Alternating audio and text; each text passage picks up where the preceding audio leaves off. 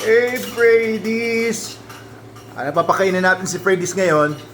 Siyempre, SDN, the best dog food in the multiverse. SDN 42 original po ito. Ayan, takam na si Freddy's. Ito yung kain niya kapag araw, pagka gabi, pinapakain ko rin siya. Twice a day siya kumakain kasi po, 6 months old na ito si Freddy's.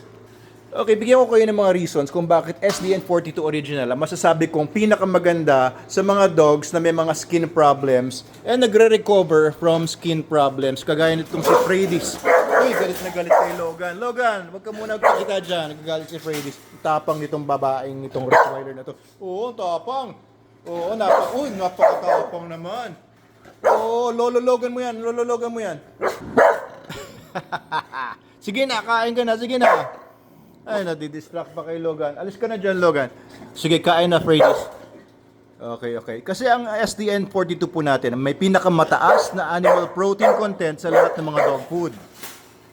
So, 42% protein minimum ang formula natin. Sa mga iba kasi, mababa lang. Nasa mga 20s lang. Merong matataas na yung 32, 35.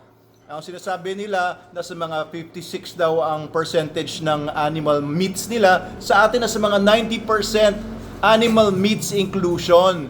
Pero 42% lang ang protein nun. Kasi ang meat po, hindi naman po 100% protein yon. Ayan, so kumakain ng sa Freddy's. Kaya maganda yung SDN 42 dahil siya ang may pinakamataas nga na animal protein content. So ibig sabihin, yung yung amino acid, essential amino acid content nitong SDN 42 ang may pinakamataas sa lahat ng mga dog food sa market, whether local man yan or premium from international suppliers. Ngayon, itong SDN, dahil nga mataas ang amino acid profile niya, yung essential amino acid content niya, ay magandang suporta unang-una doon sa balat, no? Kasi kapag ganito, demodicosis ang case na ito, ibig sabihin yung mga demodicosis, mga maliliit na mga insekto yan, mga mites na nagbaburrow o naninirahan sa ilalim ng balat ni Freddy's, tapos sinisira nila yung mga hair follicles, kaya nagkakaroon ng alopecia. Alopecia means nawawala ng balahibo, kagaya niyan. Pero ito, tinutubuan na siya. Nung dumating siya dito, ay namamagaya itong ilalim niya. Ngayon, umimpis na. Ayan, umipis na yung yung balat niya. Pero yung maliliit na hairs, ayan, tumutubo na kay Freddy's. So, yung amino acid na kompleto doon sa SDN, walang kasing taas, walang kasing ganda ng profile ng amino acid sa SDN, ay tumutulong din sa pag-grow ng mga hairs, yung sa hair ng coat niya. Kasi keratin po yan eh. Protein po yan, yung mga balahibo na yan. Gawa yan sa protein. Kaya kung mataas ang protein, maganda po yung quality ng protein, mas mabilis din mag-recover yung pagtubo ng balahibo. Kaya yung dito sa nguso niya, mga nawawala ng balahibo dati, may mga balahibo na ngayon. Ayan, pati yung dito, puti na ito dati, itong sa may kanan niya. Ayan natatakpan na ngayon ng mga hairs. Very good, diba? So, maganda siya doon sa pag-recover ng coat, yung mismong balat, at saka noong hairs doon sa kanyang coat.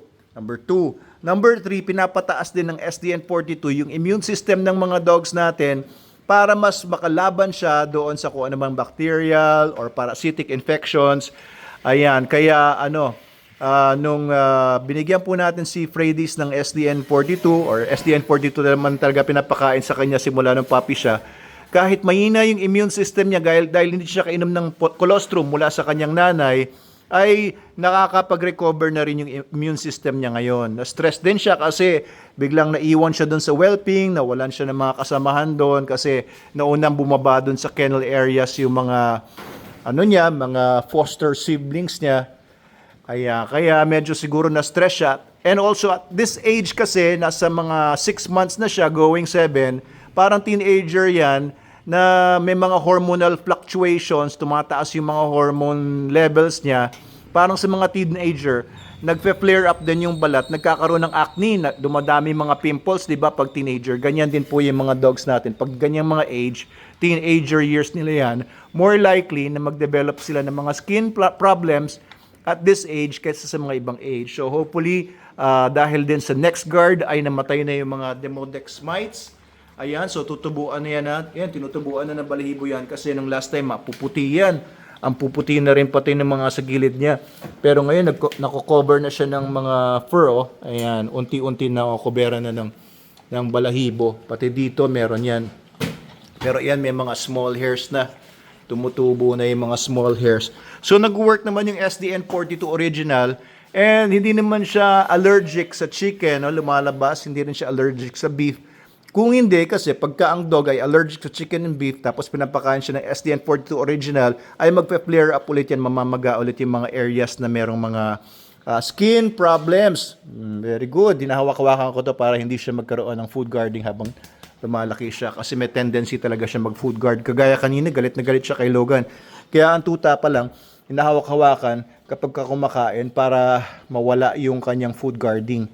O itanim sa isip niya na hindi kailangan siya magalit kapag hinahawakan siya sa food dahil hindi naman siya agawan. Very good, Freddy's. Ayan, binibigyan ko pa siya. Very good. Okay, so isa pang maganda dahil nga naka SDN42 original siya ay yung buong pangangatawan niya ay nagiging healthy. So, maganda na yung immune system, maganda yung skin, maganda yung coat, and yung overall health niya dahil nga kompleto nga itong SDN, meron siya mga probiotics, prebiotics, mga vitamins, mga minerals. So yung overall health niya, lahat ng mga organs niya suportado, lahat po ng mga systems niya suportado, pati yung brain development and everything. And of course, syempre pinapanligo natin dito ay Super Dog Soap.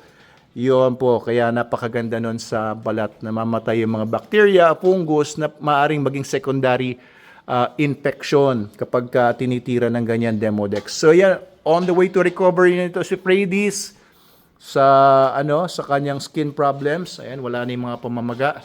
And tinutubuan na nga ng mga small hair. So baybayan niyo pa ang journey nito si Freddy's.